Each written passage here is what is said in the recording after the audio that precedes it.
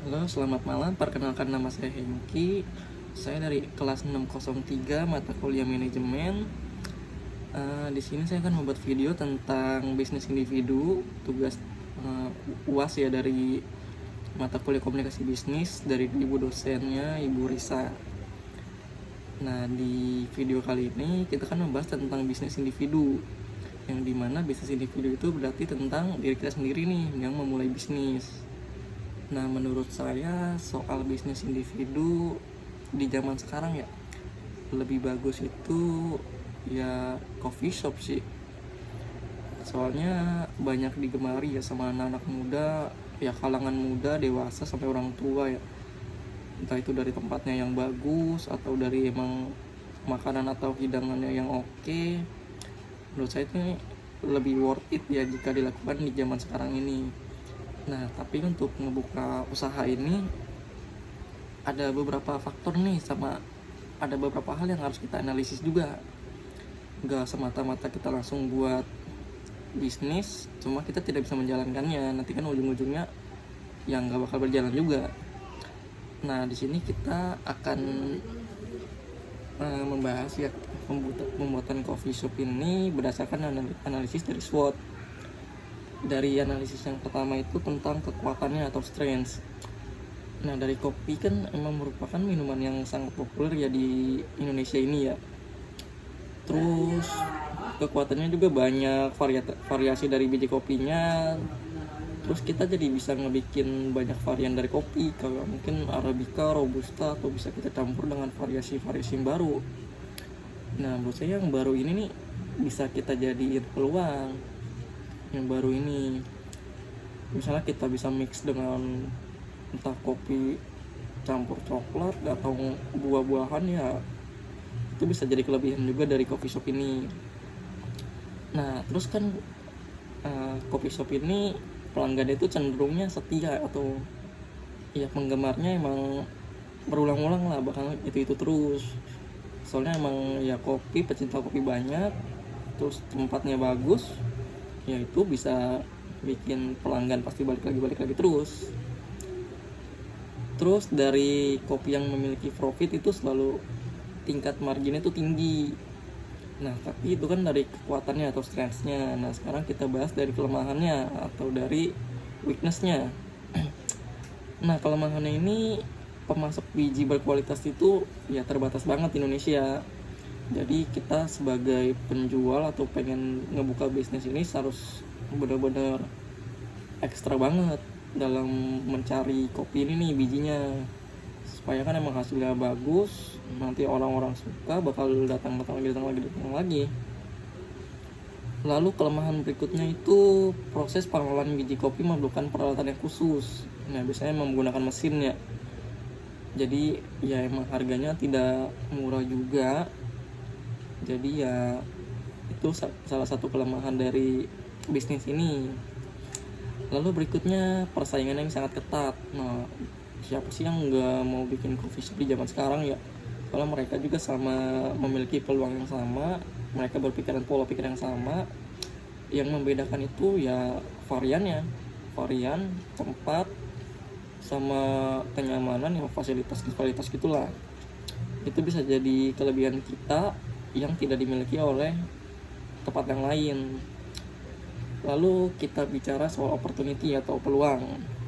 Di sini tingkat peluang minat masyarakat terhadap kopi itu emang semakin meningkat. Jadi semakin kesini emang semakin tinggi tingkatnya. Jadi ya nggak salah sih kalau jika emang mau bikin bisnis ini. Ya emang gak diragukan juga, emang peminatnya banyak. Lalu pasar kopi di Indonesia ini terus tumbuh sama berkembang. Jadi ya tingkat produksi kopinya ini banyak, cuma ya emang terus kayak tadi yang di kelemahan ini, kita harus nyari kualitas yang terbagus. Nah, itu yang susah. Lalu peluang berikutnya itu kemajuan dari teknologi yang semakin kesini kan semakin efisien nih. Jadi kita bisa mungkin mempromosikannya lewat internet, atau kita juga bisa ngejual, mungkin mau kita bikin varian baru mungkin dibentuk saset ya, kita jual manual lewat aplikasi online, atau atau mungkin emang kita ngejualnya itu lewat via online juga, kayak mungkin Gojek atau Shopee dan yang lainnya. Lalu yang terakhir dari analisis ini, ancaman ya atau threat ya. Di sini persaingan dari usaha kopi ini sangat besar. Jadi kita kan harus memiliki dana marketing dan juga distribusi yang besar. Ya emang suatu untuk hasil yang bagus itu kita harus mengeluarkan hal yang bagus juga. Jadi nggak setengah-setengah gitu dalam bikin usaha itu. Jadi kalau kita all in ya bisa juga emang hasilnya itu bagus. Lalu untuk ancaman berikutnya itu perubahan tren konsumen itu sangat cepat sekali dalam memilih minuman dan merek kopi. Jadi ya ini yang salah satu ancaman juga, kalau kopi kita itu emang kurang variasi atau emang cuma ya itu aja lah kayak kopi saset pada umumnya, ya orang-orang juga pasti nggak akan datang lagi. Jadi kayak cuma udah sekali datang nyobain, ya udah mereka nggak bakal datang lagi karena emang rasanya sama kayak mereka beli sasetan. Lalu ancaman berikutnya itu harga kopi yang fluktuatif ya, yang sangat mempengaruhi keuntungan dari usaha. Ya emang sih ya, kopi kan emang tergantung juga harganya ya. Mungkin emang lagi naik banget, jadi kan konsumennya jadi berpikir lagi untuk kalau pengen minum kopi gitu, karena mereka juga masih ragu, harganya tinggi, jadi mereka lebih nyari ya udah yang di rumah aja, yang murah aja.